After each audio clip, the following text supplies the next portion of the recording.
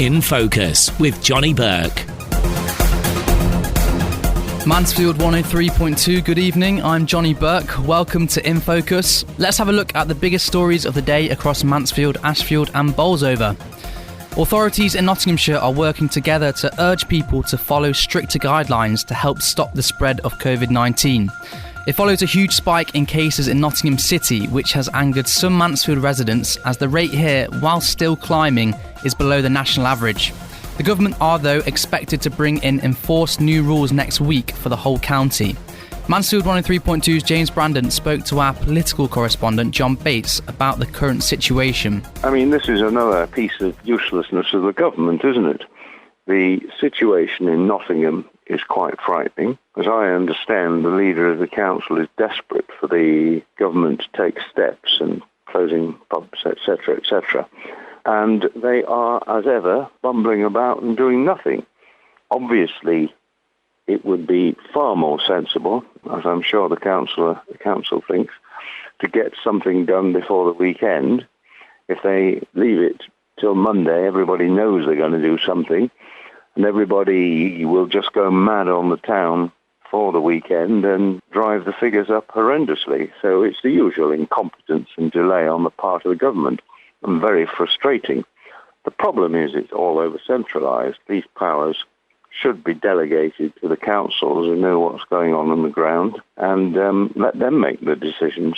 Same as being said in Liverpool, same as being said in Manchester.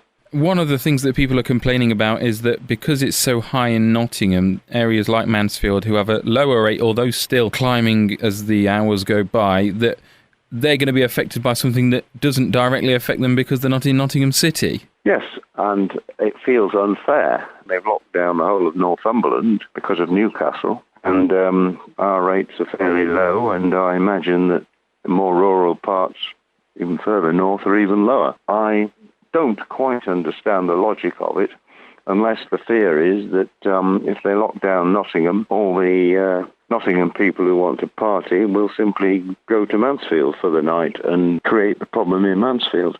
Because if they lock down Nottingham and Derbyshire's open, it's easier to get to Derbyshire. It seems unfair, and I don't really understand the logic. Personally, it would irritate me, but presumably there's something behind it.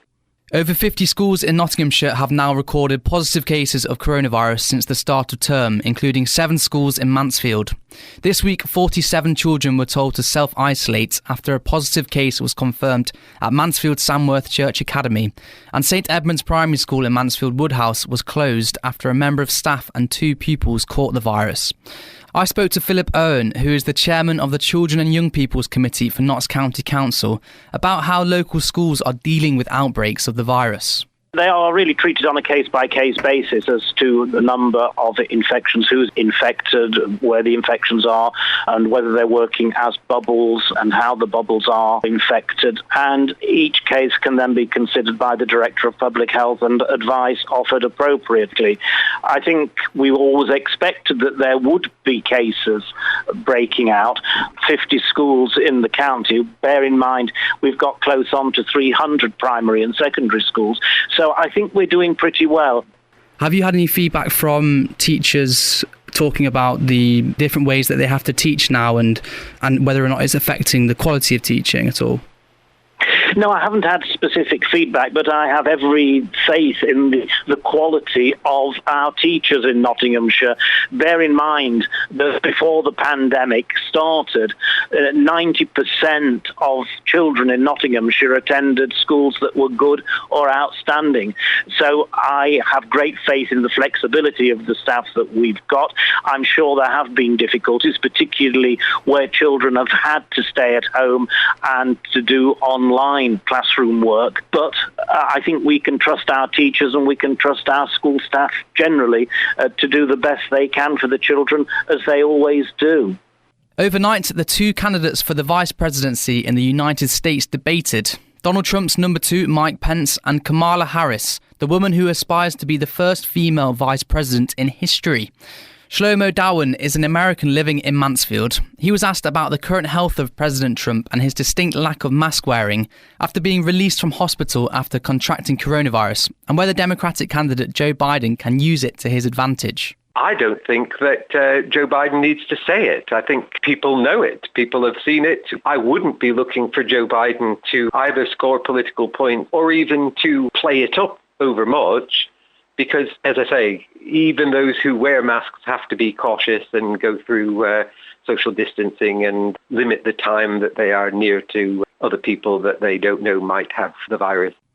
A baby who died at childbirth may have survived, but for gross failings in her care by staff at Queen's Medical Centre, an inquest has concluded. Mansfield resident Sarah Andrews heard at Nottingham Coroner's Court that a catalogue of errors from hospital staff led to the death of her baby Winter in September last year. The cause of Winter's death was given as the entanglement of the umbilical cord being wrapped around her neck and an inflammation of the placenta due to an infection. The court heard that staff carried out 4 inaccurate and insufficient handovers to colleagues.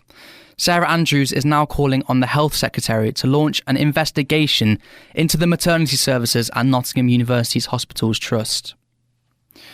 According to new national research, 1 in 5 children are now saying their attitude towards food has changed as a result of coronavirus. Children appear to be becoming more eco-conscious of what is on their plate and believe it is more important to eat healthier.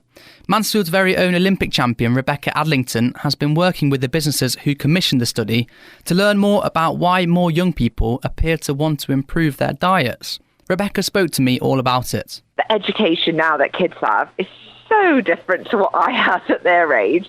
I kind of think back to when I was kind of 5-6 years old and kind of how I thought about food and all that sort of stuff, and it's just so different. I mean, my daughter's 5 and she tells me stuff, and I think it's just brilliant because they get it from all different sources. It's kind of like whether it's in school, the education they give them, whether it's kind of the TV shows they're watching or online or things like that. And I think health is on everyone's mind, isn't it? Especially now that we're heading into kind of winter months and the weather's changed. I think we're all wanting to kind of make sure, right, are our immune systems there? Are we eating as well as we can? And I think that's really important. And like you say, I think probably traditionally that influence would have come from a parent and downwards, and obviously that's still there. But do you think that more children are becoming the driving force to change attitudes with diet for parents as well?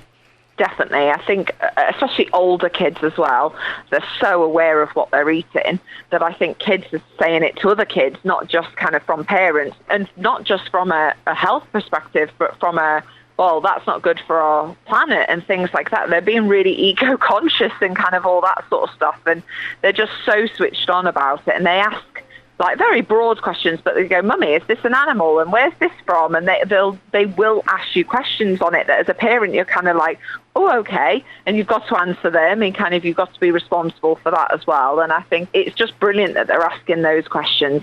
Probably a classic argument that sometimes comes out is that some people would love to buy this kind of stuff and these alternatives, but sometimes they're more expensive than maybe the cheaper, less healthy options. I think the thing is, at the minute, the demand isn't there, so you've kind of got to get people eating it for them to be able to obviously bring the prices down a lot more. But there is definitely cheaper alternatives. If you go to the frozen section, I think it's just kind of, sometimes you go to the supermarket and you just rush through, don't you? Because you just want to get in, get what you need and then go. It's just taking that time and finding those things. And finally, Mansfield Town need a win to kick-start their season, having yet to pick one up so far. On Saturday, they host Stevenage in the Sky Bet League 2, and Stags assistant manager Joe Dunn believes the squad have the ability to start turning things around. Yeah, we have to believe in ourselves, trust in ourselves, trust in what we do, the players as well, trust in their quality, in their belief system to go out and be the best that they can be. And that's always been the message from every member of staff, the gaffer especially leading us. Go out and do what we're good at, and go out and express yourself, and go out and be competitive, work hard. And we feel we're going through a period at the moment where it's just fallen the other way. We'll finish with a final bit of logistics as the kick-off time for Stag's trip to face Morecambe on the 20th of October has been changed to 6:30pm. The League 2 fixture was originally set to take place at 7:45 and will be played behind closed doors. That's what's in focus today across Mansfield, Ashfield and Bolsover. I'm Johnny Burke.